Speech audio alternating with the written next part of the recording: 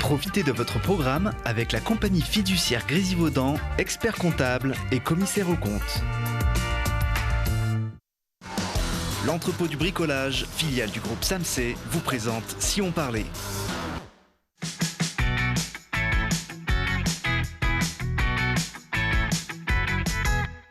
Allez, bonjour à tous, bienvenue dans Si on parlait, l'émission qui vous donne la parole chaque jour pour savoir ce qui se passe près de chez nous. Et aujourd'hui, avec nos invités, on va tester le hip-hop sous toutes ses formes, produire un spectacle zéro carbone et mettre la science au service de l'art et réciproquement. Et pour parler de ces sujets, je reçois Céline Fuchs, la responsable directrice du spectacle vivant à Saint-Martin-d'Herbe. Bonjour. Bonjour. Directrice également de l'Heure Bleue, la salle de spectacle de la commune. À côté de vous, Hashmi Mana, bonjour. Bonjour. Vous êtes danseur, chorégraphe de la compagnie Citadance. On va parler hip-hop avec vous dans quelques minutes. En face de vous, d'autres artistes. Juliette Guignard, bonjour. Bonjour. Réalisatrice, chanteuse de la compagnie Organic Orchestra qui participe cette semaine à la Biennale Arts et Sciences organisée par Eliane Sauce. Bonjour. Bonjour. Vous êtes la directrice de l'atelier Arts Sciences qui est une structure à cheval entre la salle de spectacle Hexagone à Mélan et le CEA à Grenoble. Absolument. Depuis 13 ans, l'atelier est le fruit d'une collaboration entre l'Hexagone et le CEA. Et la Biennale Arts Sciences est pilotée par l'Hexagone. Qu'est-ce qu'on y fait dans cet atelier ? Alors, on fait travailler ensemble des artistes et des scientifiques sur des sujets qui seront proposés soit par des artistes, soit par des scientifiques, soit même par des entreprises. Bien entendu, ce qu'on essaye de faire aussi, c'est d'intégrer des nouvelles technologies dans le monde du spectacle vivant et de l'art en général. C'est deux mondes qui arrivent à se comprendre. On voit, là, les locaux sont installés à Minatech, donc chez les scientifiques. Absolument. Et je pense que c'est important que nous, qui arrivons du monde du spectacle vivant, on soit vraiment au cœur de la recherche scientifique, qu'on essaye de comprendre petit à petit. Et je crois que comme les artistes qu'on propose sont vraiment des artistes qui sont dans une démarche de recherche, eh bien, ça matche très bien avec les scientifiques et ils arrivent vraiment à se parler et à collaborer peut-être plus que ce qu'on l'imagine, quoi. Mais justement, puisque je disais le mot imagine, je crois que c'est autour d'un imaginaire que les uns et les autres ont que les projets se construisent. On voit quelques images, notamment d'un workshop autour du papier. Ça peut paraître surprenant, mais on n'est pas dans les hautes technologies. Mais en fait, on aborde un nombre de thèmes qui est absolument inouï. À l'époque, c'était de l'électronique imprimée sur papier qui nous avait amené à faire ce type de workshop. Alors, il y a beaucoup d'artistes et de compagnies qui maintenant ont identifié cet outil à Grenoble. Ça vient d'un petit peu partout sur le territoire. Je crois que Juliette, votre compagnie Organic Orchestra, travaille depuis maintenant un certain temps avec l'atelier Arts Sciences de Grenoble. Oui, il y a déjà eu un projet à l'époque, le projet de la fabrication d'un gant. Un gant qui permettait à des artistes donc sur scène contrôler à la fois la lumière, le son. C'est ce qu'on voit là en image. Et c'était donc élaboré et piloté par Ezra, un musicien assez geek et assez affilié aux nouvelles technologies et qui maintenant crée un nouveau spectacle et fédère autour de lui pas mal de monde qui viennent de domaines différents, dont moi qui suis à la base réalisatrice de films documentaires. C'est facile de communiquer avec des scientifiques qui ne sont pas forcément du même univers que vous? Ce que je voulais dire par rapport à ça, c'est qu'ils sont souvent assez rêveurs, assez fous, les scientifiques. Ah donc ouais, oui, c'est plutôt simple. Après, c'est des ouvertures incroyables pour nous, les artistes. Par rapport à Oniri, parce que moi, je n'étais pas là il y a quelques années pour le gant. Tu n'étais pas là à l'époque du gant. Voilà. Par rapport à Oniri, on a commencé en novembre 2018 déjà. Et il y a eu beaucoup de rencontres de scientifiques différents qui ont donc des domaines de recherche souvent ultra précis et qui vont pour nous permettre de développer ou en tout cas de réfléchir à vraiment des éléments très précis du spectacle. Et peut-être rajouter par exemple que c'était des chercheurs du CEA Liten sur des batteries, et notamment des batteries miniaturisées. Voilà, on a fini par travailler avec le labo Liten pour la problématique de notre batterie, parce que notre spectacle s'est engagé à être autonome et économe en énergie, donc à ne pas générer et dépenser plus de 1 kWh pendant l'heure du spectacle. ce qui nous demandait de créer des nouvelles batteries et des batteries qui utilisent des cellules, donc des petites piles recyclées. Vous êtes entouré d'ingénieurs pour concevoir, entre guillemets, ce spectacle. On les voit en train de bidouiller différents outils. C'est l'identité d'Organic Orchestra depuis le début. C'est qu'à chaque projet, c'est souvent des spectacles, mais autour des spectacles, on est en amont, beaucoup de gens réunis. Et moi, c'est ce qui m'a vraiment séduite. Donc des bricoleurs, des bricoleuses, des ingénieurs et ingénieuses. Et voilà, dans l'idée, en fait, on est tous à se déplacer aussi par rapport à nos pratiques. Moi, j'ai dû apprendre pas mal de choses, notamment grâce aux scientifiques du CEA. J'ai appris énormément au niveau de l'énergie, du vocabulaire et de la technique, quoi. J'étais derrière ma petite caméra, je ne connaissais pas tout ça. Ouais. Le vélo, c'est aussi un outil de transport du matériel de scène pour les spectacles. Oui, voilà. Toute l'idée est qu'on soit autonome jusqu'au bout et que ce soit un spectacle qui puisse se jouer n'importe où. L'autonomie d'énergie nous permet ça, mais aussi les vélos et leurs remorques. On installe dans nos remorques tout, donc à la fois tous les éléments de spectacle, parce qu'il y a de la diffusion de son, mais aussi de la projection d'images. Tout est fait en direct. Et il y a aussi donc tous ces aspects techniques de les batteries, les panneaux solaires, les vélos qui génèrent de l'énergie. Tout ça, on les transporte avec nous. Et on souhaitait que ce soit un spectacle qui sorte des salles de diffusion classiques et qu'on aille à la rencontre de gens qui ne vont pas forcément en salle ou de gens qui connaissent par exemple l'Hexagone, mais hop, qui vont se déplacer ailleurs avec nous. Ça, je pense, ça permet de rêver un peu plus, parce qu'Oniry, le spectacle, Oniry 2070, c'est le récit d'une cité archipel fantastique qui s'élabore donc 50 ans plus tard. Alors, on va voir d'ailleurs quelques images de ce spectacle. Ambiance quand même tamisée, forcément, 1 kWh, c'est peu d'énergie. Alors c'est plutôt pour la projection, ouais, qu'on est un peu dans l'obligation d'être dans le noir. Alors là, c'est des lumières c'est vraiment en prototype, quoi. En prototypage, on aura un peu plus de lumière. Mais justement, les lumières, c'est ce qui consomme très peu d'énergie, donc on va pouvoir le multiplier. C'est des LED qui sont vraiment très peu gourmandes. Je crois que vous sollicitez, dans vos voix chantées, vous sollicitez aussi le public pour produire cette énergie. Oui, l'idée, c'est... Déjà, on va les solliciter à ce qu'ils viennent à vélo. Bon, ça, on verra. Oh, à Grenoble, vous êtes ça pas va mal. Marcher. Ouais. À Grenoble, ça va marcher. Certaines habitudes. Ensuite, l'idée est que l'énergie puisse se générer aussi pendant le spectacle. Alors, on ne va pas dépendre totalement de l'énergie d'un pédalage à vélo parce que c'est quand même assez restreint. On dépend aussi de petites éoliennes et de panneaux solaires. Donc là, on a mis des panneaux solaires sur le toit de Minatec pendant le salon expérimental. 1 kWh, ça représente quoi en termes de consommation Alors, ça représente 1 heure d'une bouilloire, par exemple, pour faire chauffer son thé. 1 heure aussi d'un sèche-cheveux. Voilà, donc imaginons que... Juste avec l'énergie d'un sèche-cheveux, vous êtes capable de produire un spectacle. Ouais. Ça a été la recherche... c'est un grand défi. Voilà. Mais on sait qu'il est réussi déjà. Le défi va tenir. C'est vous qui connaissez toutes les technologies du CEA pour que quand un artiste vient vous voir avec une problématique, vous puissiez le renvoyer sur le bon scientifique. Comment ça se passe? En interne dans l'équipe, une personne du CEA qui est dédiée à l'atelier Art Science et qui connaît toutes les recherches. Et c'est elle qui est notre poisson pilote et qui va chercher parmi les 4000 chercheurs lequel va pouvoir répondre à nos questions. Voilà.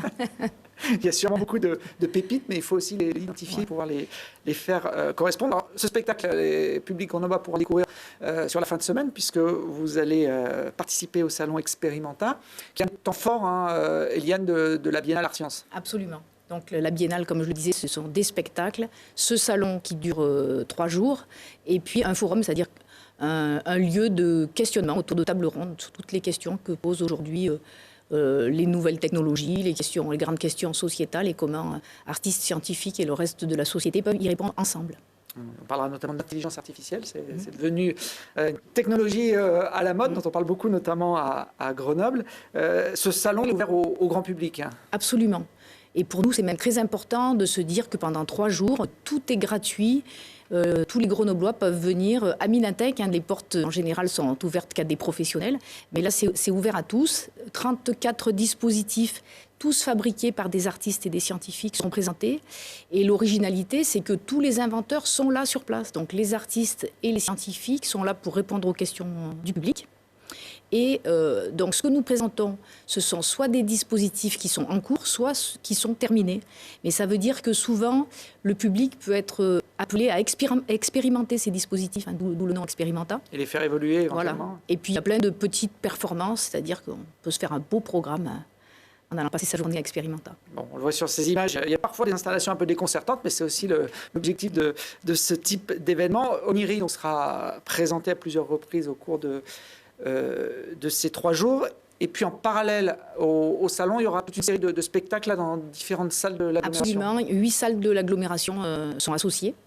Donc il y a des spectacles toute la semaine et puis la semaine prochaine. Et puis on retrouve une partie de ces acteurs de ces spectacles dans le salon. Il y a notamment la compagnie Mu qui sera présente jeudi à la rampe et qui proposera également quelques démonstrations pendant le salon. Avec des aimants pendus au plafond, voilà, une surprise. Ouais. La technologie électromagnétique peut faire des choses assez surprenantes. Ce que je vais rajouter, c'est qu'on a de nombreux thèmes, mais que l'intelligence artificielle et tout ce qui est lié aussi au réchauffement climatique sont vraiment 2 sujets très exploités dans le cadre de cette biennale. Bon, on l'a vu avec Oniri pour ce qui concerne le réchauffement climatique. Des spectacles avec, puisqu'on parle d'intelligence artificielle, uniquement avec des robots, ça existe? C'est des choses Alors qui cette devraient année, arriver non, on dans n'a les pas années des à venir. robots. J'ai envie de dire que les artistes, ils ont tous une façon extrêmement originale de s'intéresser à l'intelligence artificielle, qui est un domaine tellement énorme que eux, ils vont prendre ça par un petit bout, tirer un fil et poser une question avec ça. Mais il y a quelques robots, mais pas tant que ça. Mais ça n'empêche pas de poser des grandes questions sur l'intelligence artificielle. On préfère quand même parfois, c'est pour la remettre en question. J'espère qu'il y ait des discussions dans ce sens-là, parce que ça interroge aussi ces nouvelles technologies sur la société qu'elles impliquent dans les années à venir. Je ne sais pas si dans le hip-hop, on utilise, Hashmi, les nouvelles technologies comme ça. Alors, moi, quand on parle tout à l'heure, tu parlais de LED et tout ça, on est dans le monde du spectacle. Les nouvelles technologies sont très exploitées dans le monde du spectacle vivant et dans le monde de la danse hip-hop. Il n'y a pas encore d'intelligence artificielle dans le hip-hop, mais peut-être que ça viendra. Peut-être que ça viendra. Peut-être on parlait de robots tout à l'heure, on ne sait pas, libre à l'imaginaire. Alors, on va parler avec vous de la 4e édition du Hip Hop Don't Stop Festival. Céline, j'ai dit dans le bon ordre. Hein. Oui. Bon. Ça débute cette semaine à Saint-Martin-d'Air. C'est quoi l'idée de ce festival ? L'idée de ce festival, c'est de mettre en lumière la création dans le domaine des danses urbaines. Saint-Martin-d'Air est une ville qui a une grosse histoire dans ce domaine-là. Et il y a 4 ans, le directeur de l'Heure Bleue et la compagnie Citadance ont eu envie de remettre cette esthétique à l'honneur à travers ce festival. Alors, c'est un festival qui s'adresse à quel type de public, Hashmi ? Alors, on est sur du tout public. Les danses urbaines, le hip-hop, en général, on pense plutôt à la population assez jeune. Alors, juste pour redire un mot par rapport à l'idée dans la programmation de ce festival, l'idée, c'est de rendre compte de la richesse et de la diversité qu'on retrouve aujourd'hui en danse hip-hop. Donc, cette culture et cette danse est une pratique qui a émergé entre 70 et 80 sur la côte est des États-Unis. À la base, c'était des danseurs de rue. On est en 2020, la danse hip-hop a énormément évolué, a investi les théâtres et du coup s'adresse à un public exactement, à un public très très large. Je crois que la particularité aussi de ce festival, c'est de proposer des ateliers. Alors j'ai vu, c'est pour ça que je vous parlais de l'âge, qu'il y avait aussi un atelier intitulé Parents, grands-parents ou enfants, grands-parents, à ce point-là. Alors c'est ça. Alors l'idée de ces ateliers, c'est des ateliers parents-enfants. Nous, on est parti d'un constat, la compagnie Citadance, en fait, on met ces ateliers en place tout au long de l'année et on profite du festival pour les mettre en avant.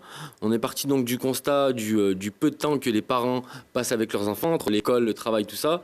Et l'idée, c'est de se retrouver un peu en famille et de profiter d'un temps de danser, de découvrir une pratique. Et voilà.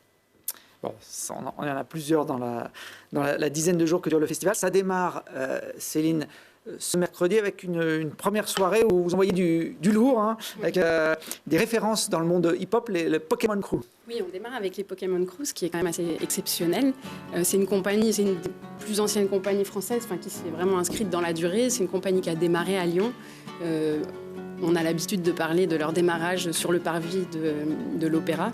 Bon, ben, de là, ils ont tourné dans toute la France et puis dans le monde entier. Ils ont gagné pas mal de concours hip-hop et puis ils sont rentrés dans les théâtres depuis un moment déjà. C'est quoi la qualité principale, Hachmi, pour être un bon danseur de hip-hop? Là, on voit le top du top, j'ai envie de dire. Alors les qualités, je vais dire c'est les qualités d'un danseur. Dans hip-hop, c'est de l'agilité, de la souplesse, de la force, de l'agilité, je l'ai dit, je crois. Ce qui caractérise aussi beaucoup la danse hip-hop, c'est que c'est une danse qui est en constante évolution. Et du coup, il y a des codes, certes, mais ce qui fait, je pense, l'originalité de cette danse, c'est qu'il n'y a pas forcément de limites. C'est plus le style et l'originalité, la créativité qui va être autant importante que la technique. Alors, les Pokémon Crew ouvrent le festival ce mercredi à l'heure bleue. En première partie, il y aura des jeunes de l'agglomération sur un projet original. Alors le projet Repère, donc c'est un projet qu'on reconduit qui a très bien fonctionné l'année dernière. Alors l'idée, c'est de profiter de ces temps forts et surtout de faire profiter les acteurs locaux et les danseurs en voie de professionnalisation de l'agglomération. Donc nous avons sélectionné une dizaine de danseurs de différentes communes. Nous avons sollicité un chorégraphe, donc Fred Mandonguet, de Lyon, de la compagnie Fred Mandonguet. Ces danseurs ont bénéficié d'une dizaine de jours de résidence à l'espace culturel René Proby dans des conditions professionnelles, avec un technicien lumière, avec un technicien son. L'idée, c'est vraiment de leur faire prendre conscience du métier. Et donc, ils présenteront leurs travaux lors des premières parties des spectacles, notamment le mercredi 12 sur le spectacle de Pokémon. Céline, vous parliez de la diversité des danses urbaines. On en aura aperçu la semaine suivante avec, dans un autre style, la compagnie Wanted Pose. Oui, alors autre grosse compagnie qui tourne au national et à l'international, qui elle aussi s'est nourrie de pas mal d'influences chorégraphiques. Et on peut voir à l'image toute l'énergie qu'il déploie. Il y a aussi un rapport très très fort dans cette compagnie avec la musique, en fait. Et au cœur du spectacle, on voit vraiment ce rapport qui dynamise le projet.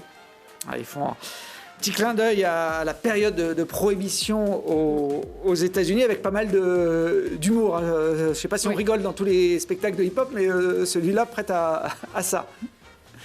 C'est sûr que c'est amené, c'est chorégraphié, c'est mis en scène d'une manière assez humoristique, comme vous l'avez dit, tout simplement. Avec, dans cette troupe, des anciens champions du monde de breakdance, parce qu'il y a des compétitions comme ça internationales. Alors, les deux compagnies, là, Pokémon et Wanted, par le lien, du coup, les danseurs hip-hop commencent souvent par faire de la compétition, des battles. D'ailleurs, on va y arriver avec la soirée du 22.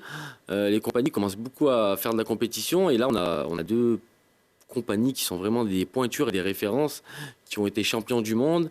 Et pour revenir sur Pokémon, c'est la compagnie la plus titrée en danse hip-hop au monde.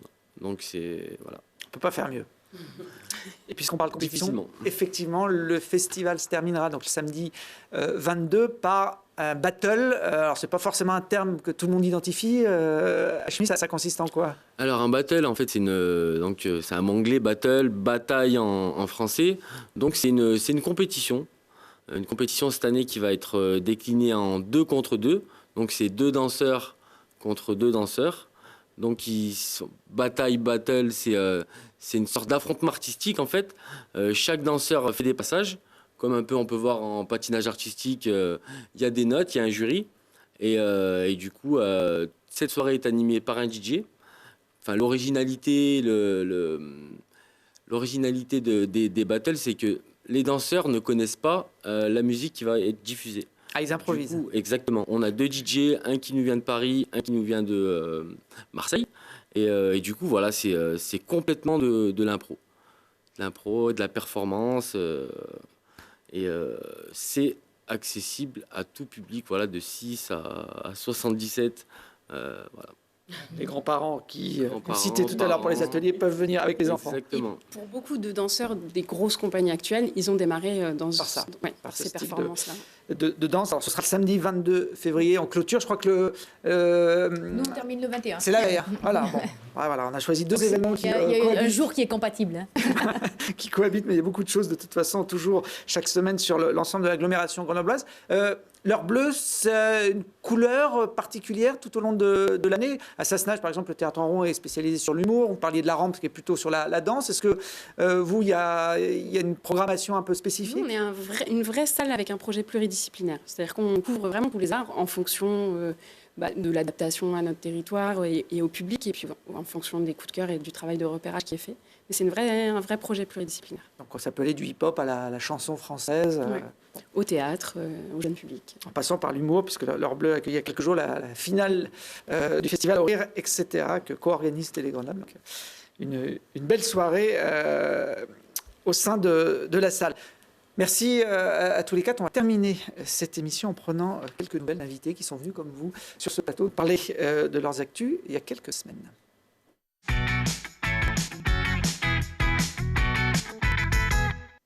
Et oui, on en a parlé, on continue à en parler. Le 16 janvier dernier, on recevait des étudiants de Grenoble École de Management. Voilà, ils étaient venus avec leur beau polo tout blanc, présenter leur initiative qui s'appelait Care for Patrimoine, visant à récolter de l'argent pour soutenir le patrimoine isérois. Leur première opération avait concerné le fort de Comboire et ils nous avaient parlé d'un deuxième site moins connu qui serait dévoilé à la fin du mois de janvier. Eh bien, ce deuxième site exceptionnel, il s'agit du château de Séchilienne, voilà, un lieu, un château abandonné situé sur cette commune de l'agglomération. Ils viennent de lancer un financement participatif pour récolter 10 000 € qui serviront à végétaliser les abords du château et consolider le bâti. Ce château a été édifié au XIIIe siècle, il y a donc 700 ans d'histoire. Il n'est pas très connu sur l'agglomération, mais cette action vise à justement le remettre en valeur. La récolte des dons est en cours sur la plateforme d'Artagnan, la bien nommée. Ils ont déjà récolté plus de 6 500 €. Et si vous voulez les aider, vous pouvez aller sur leur site Care for Patrimoine. Même si le château aujourd'hui est en très mauvais état, voilà à quoi il ressemblait avant d'être abandonné. À la fin de la guerre, ça fait un peu le château de la Belle au Bois dormant. On voit ça dans la Bavière allemande. Ben non, aux portes de Grenoble, il y a ce beau château qui a reçu un petit peu avec les années, mais qui ne demande qu'à revivre. Voilà.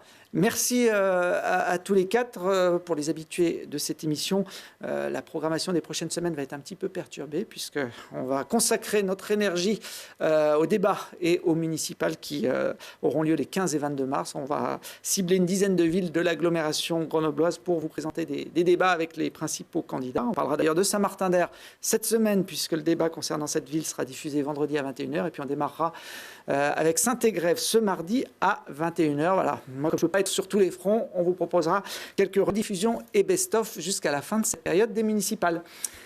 Bonne continuation dans vos projets. On a 2 beaux événements à vivre cette semaine dans l'agglomération grenobloise. À très vite pour d'autres aventures.